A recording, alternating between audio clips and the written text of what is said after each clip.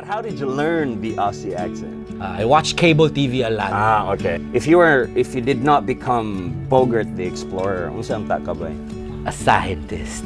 A scientist? I was on my way there. As an interviewer, what advice can you give me? Just learn when to say no.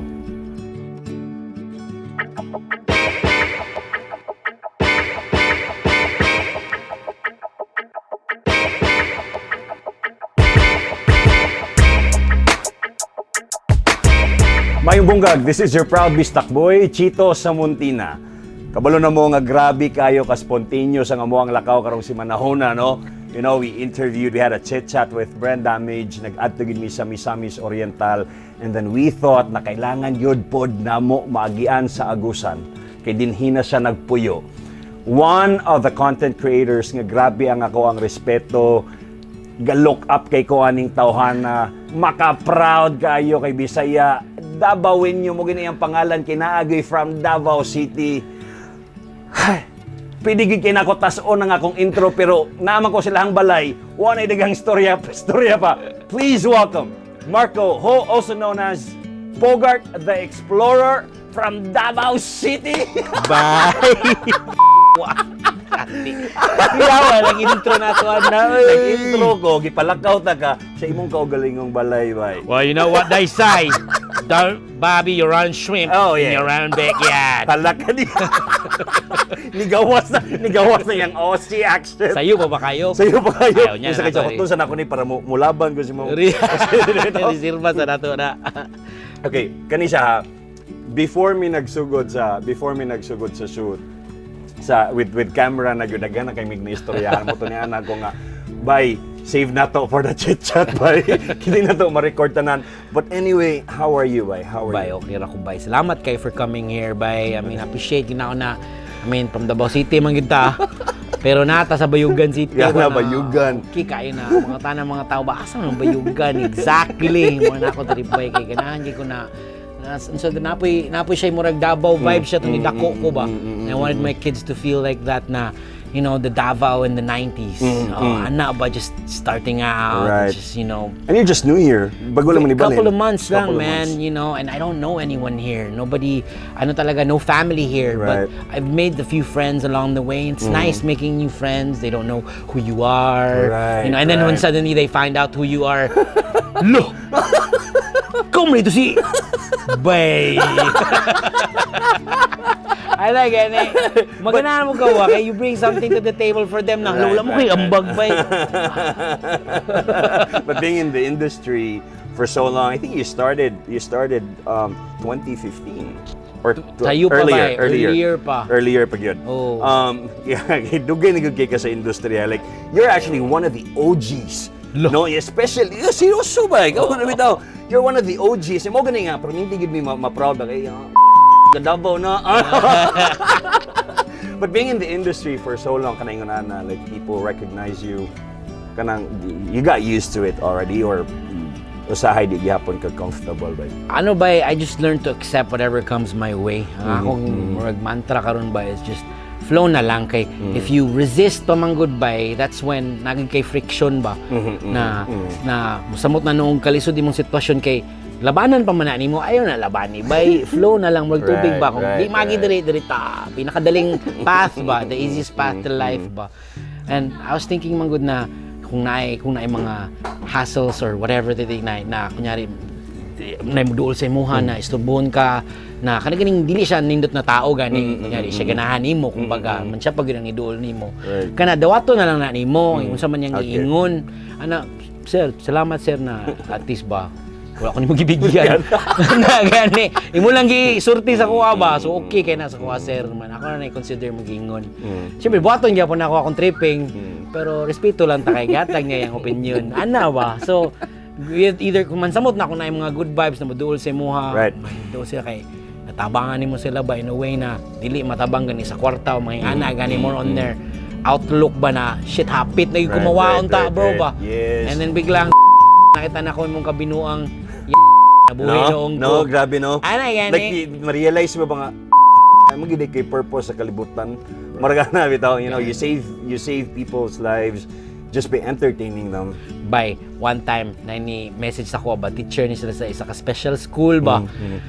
Every morning daw silang computer class, once ma-on na ilang computer, kinaman na sila lessons on the internet, siyempre, you gotta keep up, you know, these kids gotta be educated. Ano, the special ed kids, they turn on the computer, go to YouTube, they get YouTube time, first videos they search kay Bogart the Explorer. And it makes their day, it sets their day up. I got that message, I was like, man! Someone nang even if night times nga down ka, ma-uplift jud ka because of these like messages, because of these ganang mga testimonies ba.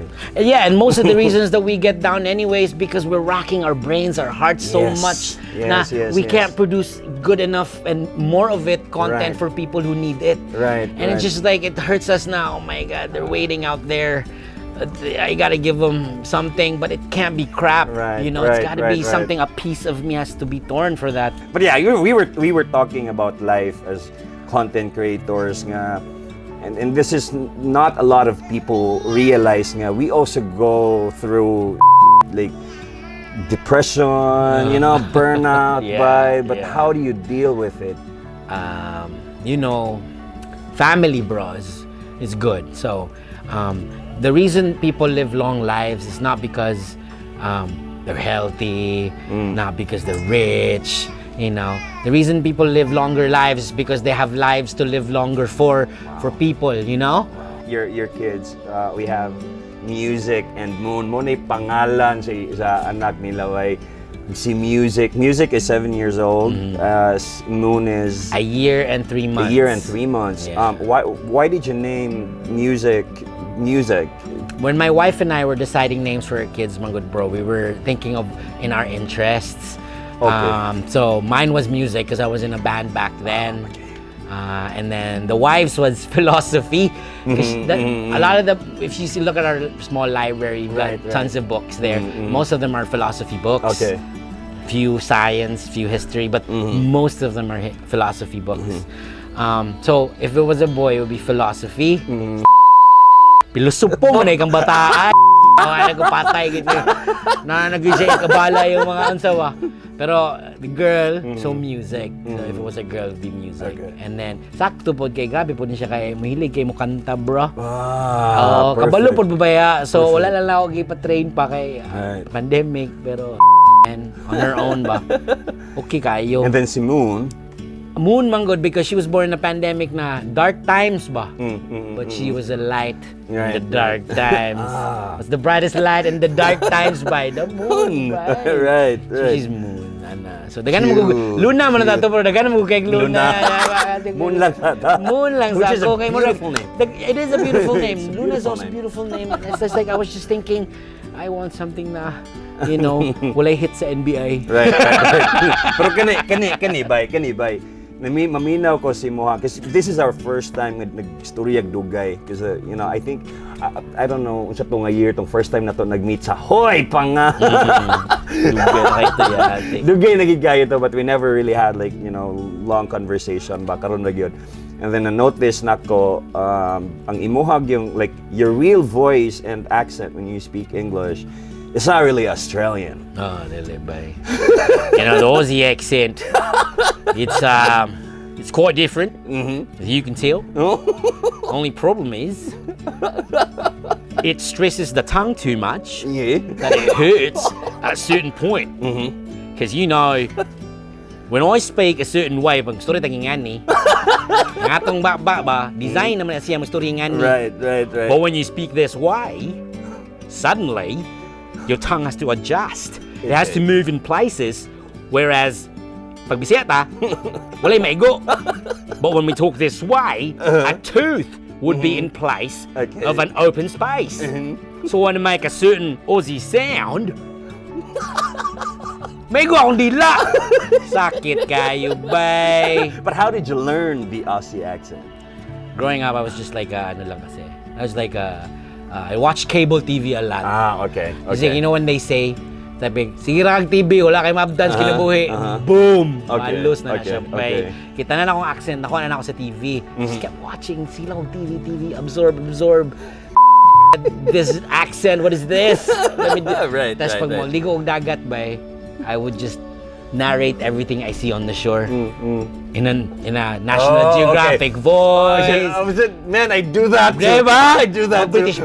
magani ko sometimes. I just entertain myself ba. Then the Aussie accent, that's how I developed it. And over time, I worked at call centers as well. Right, So when I went to Manila after my college days, I worked at call centers. It was great because I started from the pioneer agent level, and I went all the way to program manager. And The QA pa ka, right? Oh, the Yeah, QA, QA pa ka. trainer, product Right. subject matter expert, all kinds, and then I went through that, and then team leader. So para lang ma-experience ko ba, the great part man ko, the most fun part was when I was an agent, obviously, kay kung mangayog, can I speak to your supervisor, please? Malaganis. Maladayin ko na, ako dayon, hold on a second. Ako na mo puli dayon. Di na kailangan supervisor. So gwapo kaya akong numbers kay wala kay ko sup calls. Ako na may mo de-escalate. Yes. It really pays nga kanang you can play with your accent ba. Samo dang mga racist kay bay na mo ginang ana. Di mo ginawa pugnan. Oh, I'm bloody glad I'm not speaking to one of them bloody Filipinos. It's like, yeah, my hate them. Ana po pa. Ana sila ni si Jaco na. He came up to me, said, I've always had this idea of an Aussie explorer, like Steve Irwin type, Right. doing this thing. So it was his idea, but he couldn't find someone to do it and the specific details to fill it with. He just had this general sense. Right. So he found me. It's like, let's do this thing. And before that, I was already in front of the camera ka na mag-extra gani ng bodyguard ni Madam Auring, kato nag-guest na si Madam Auring na nag-shades. Mga wala pa yung speaking lines, and eventually they gave me speaking lines. When they realized I could talk, it's like, ana hinahinay na ba? But then that was the turning point when Jaco said, let's do this skit. We did the skit. After that aired on a small TV show on RPN back then. They were block timers. All the comments on the Facebook about that on that show was about the new skit. Right. So it took off from there, but then the channel never really did took off, or the show never really take off on TV. So it ended around 2009. 2010, around that area, Jaco uploaded on YouTube the videos from the show. It became viral.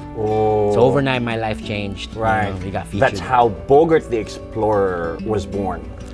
Generally, Yeah. speaking. And you call it Bogart because it still sounds very Filipino and Bisaya, right? Yeah. And then Explorer, it's because of that was the kasagsagan of the kasikatan of Dora. The Explorer. Yeah. Wow. Yeah. And that being said, right now we're talking, and I don't want to talk to you as Bogart. You can now remove the Pangit kaya akong hot hair, bro. Jose Rizal. Kanya mong gusto nga makita. Si Mac, Si bro. Mac. Mac. Wow. Anyway, so fast forward. Okay, kana makita na magyud kana mo by like you finally enter the kanang si tawag ani. Kanang sa TV mainstream. You made it to the mainstream media. Mo ginang isulti na og ganiya nga atay taga Davao na ano ba proud kay me taga Davao na, you know. Like you had your own shows, TV shows, mga ingonana. When you were there, did you actually expect or did you see yourself years and years ago that you'd become who you are right now? No. I was just like, the drifter talaga who's just trying to put 2 pesos together just to, survive. I did everything. I was like a puto seller. For a day, I would budget like 20 pesos. 3 pesos for breakfast, 3 pesos for lunch, the others for like miscellaneous and things like that. I could survive. I could do it on my own. But then, all I could do, I thought, and that's when I developed the mantra of just flowing. Just go wherever you there's the least resistance. If these people kick you out, can go to the next people who'll take you. So I never really saw myself being to where I am, having shows in CNN Philippines, having shows in GMA, TV5 with Baste, who, by the way, during that show, I met the real him. Because I met him before everything. Right. He was just, he was just him. No one was, the only thing people knew about him at that time was he was with Ellen. So he was untainted, and I knew the real him. I saw the real Baste. He's a real guy. And you guys are really good friends. Man, I wouldn't Really have stayed good friends with him if he wasn't a real guy. Right, I mean, right. he's just so genuine. He knows because he's among the people kasi bay. Yeah, Because yeah, I know what you yeah, mean. yeah. I wasn't expecting that of him. I was thinking, shit, man, anak sa presidente, man. Dad was mayor for a couple of years. Must be like Right. really out there now. Everyone else, you Yeah. know, He wasn't. He's the complete opposite ba? Exactly. So I was surprised lang with that na, okay. And then he was so candor lang talaga with everything. Right. So when that came about, things like that, and then you got projects coming in from, you know, like, that take you in different places in the world. Right. The only, Like, you know, every single trip I've gone outside of the Philippines, I've never paid for. exactly. Like, in fact, you're paid to travel. That's, that's so amazing. You Right, know, right, it's right, just like right, I never right. really thought I would do that. And do you have days like you're just quiet, nga ka nang murag, you think like, wow, like this is happening to you. Do you have those days pod ba nga ka nang everything that's happening is surreal? There are. Do you still feel that? Of course, man. I gotta appreciate that every day. Because if it feels good na that kind of surreality na it's like yung someone and then you were the one who actually experienced that as well. Right. And every one of us, every single one of us in the world has that. Not just Right, me, man. right, This right. is my ride. But I bet there that wala lang na shoot that was way cooler, way funnier. Right. Way hardcore life, bro, na wala lang yun nakitaan ba. But for my story, you know, it's been an awesome ride so far, you Bro, know. Mac, you were an achiever back in, say, high school, right? you were a valedictorian. You graduated valedictorian, and then you took engineering. You know what the thing about that was? Ano kasi, so yeah, I found math a bit easy and science, ganun, I could understand them a little bit better. But the only reason na naman talaga na I went the honor route was it was the easiest way to get people to be nice to you. Oh, why? It's like so one time. Did you go through bullying? No, well, a little bit, Mm-hmm. but then I didn't even, like I said, because like you're the guy Right. at school with all these achievements and stuff. Like people take care of you. So there was a bullying incident. I didn't even have to do shit. People acted on my behalf, and it was taken care of without my intervention. Another time was the class decided to be absent half the day just because like no one should come in because all of us were out. We were celebrating a birthday party. Right. Wala mamalik sa classroom ha. Okay, para katulak siya ang good boy kita tanan bad. Dapat kita tanan bad. Ni balik gid sa classroom, including myself. I begged on their behalf, on everyone's behalf, because I was part of that class. Right. And it's like, if you do this, if you put it on everyone's record, you're gonna put it on my record. Right. And it's like you're thinking, it'll never happen again, huh? Never happen again. So things like that you can negotiate with if you're the honor student. Yeah, if you're an achiever. The guy what everyone wants. Right. That's what I figured. That's why I did that for, because I just wanted to get out of there, just be free. School is not free. Right. It's just, and it tightens you up. But if you want to learn certain like how to build a building, the school is the best way. Thankfully, I don't want to build a building. Right. The reason I brought that up is because if you did not become Bogart the Explorer, unsa ang taka ba? Ako, I would be a scientist. A scientist. I was on my way there. Nagkaroon kong interest back in high school. Para na-spark yun akong interest ng inventing things. Inventions. Ba? Wow. Inventions, bro. So I was inventing a lot of things, mostly with electricity. And then I was doing was teasing a bit with chemicals, yung mga organic na mga substitutes for mga chemical compounds ba. So I was thinking of inventing. And then pag out of college, just all went away when I found the rock and roll lifestyle. It's like, okay, this is much too fun to do, you know? I mean, like, I'm sure there are people who can do the science naman anyway. So leave that to them. I read your like one of your, well, your posts are always viral, but there's this one viral post that you had in I think it was 2020. Yeah. It was a graduation picture. Yeah. That went around the internet. Yeah. And Because makarelate ko. Yeah. Makarelate ko. Because just like you, I was an achiever in high school. Then went to college and thought that it was for me. But then wala eh. Dili ko ganahan eh. Dili ko ganahan nga. I want to learn on my own. Sorry, but yeah, this is me. Yeah. Like I want to explore on my own. Yeah. And that's how I got here. Yeah. But yeah, that's why you're like, medyo pareho mi. Yeah. That's what I've been saying, man. You just want to learn on your own. Right. It might be wrong sometimes, but actually it's wrong a lot of the times, you know? Sometimes what I do is like, I want to do it this way. And then, what a costly mistake. But it was my mistake. I'm happy to have done that. The learning our way, I feel like freedom talaga is the most important thing. The freedom to make mistakes. I just hate it when, freedom gets taken away. But sometimes, life is a balance din naman kasi all the time. Not just sometimes. Life is a balance all the time. You trade things off for one thing to do another thing. I was thinking sometimes like, I kind of miss my life as a trainer. Because back then, life was simpler na you come in, and it was cool too. Because you got to meet a new batch of people every new And they give you like gifts during the graduation. Exactly.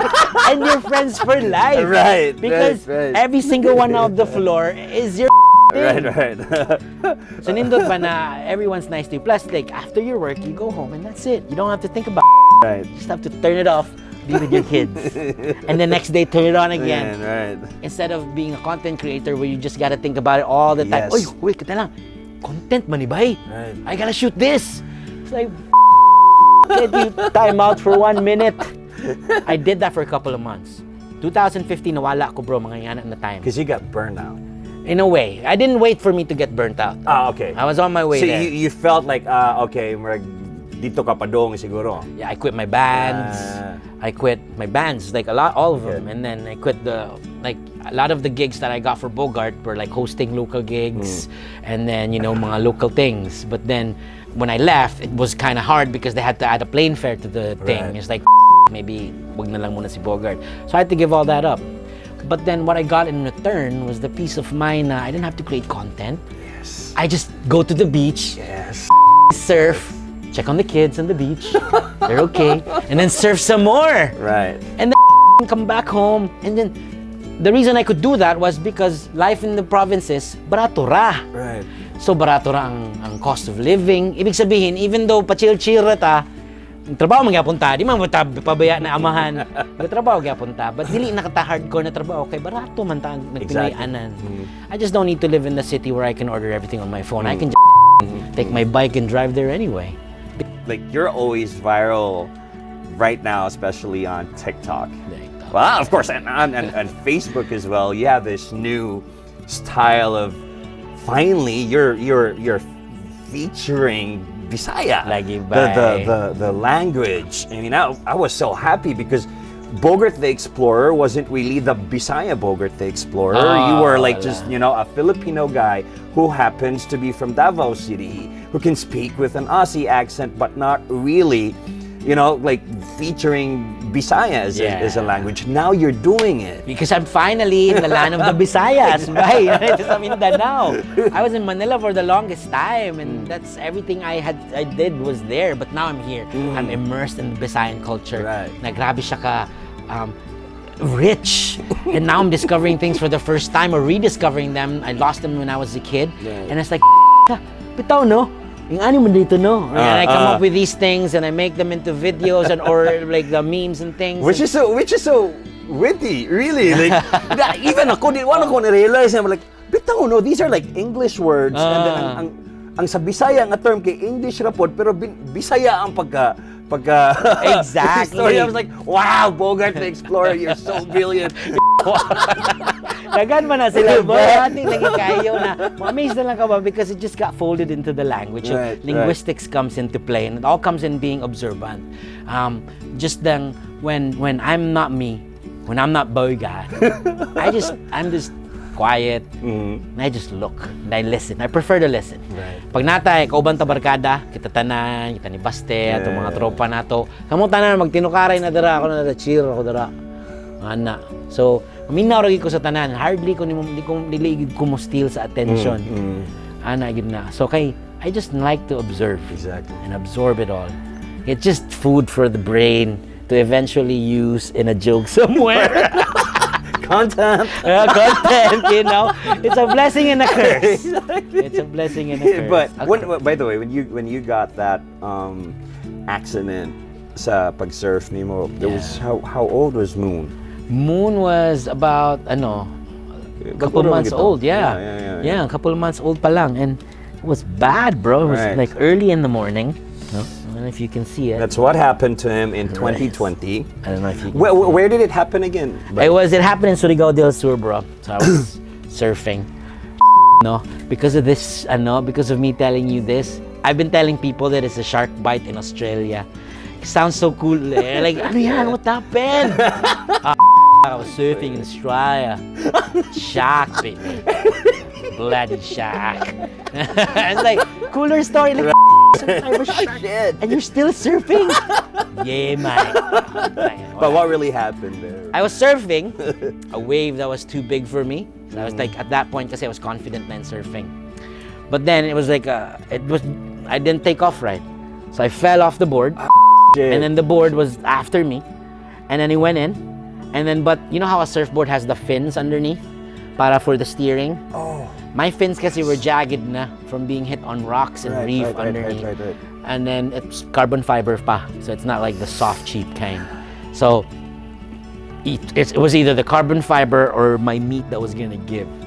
So when that hit, that came crashing down after me, when I went into the water, he sliced good siya into it like a saw, murag gabas ba.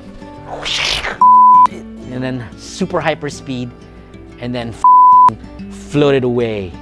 Ano, bro. But that moment, wala pa ni mo na feel. Wala, bro. I was just came out of the water. It's like something ain't right. It's like bindang binhod din akong right leg. Nikalit og binhod. It's like, ano nikalit mo siya binhod?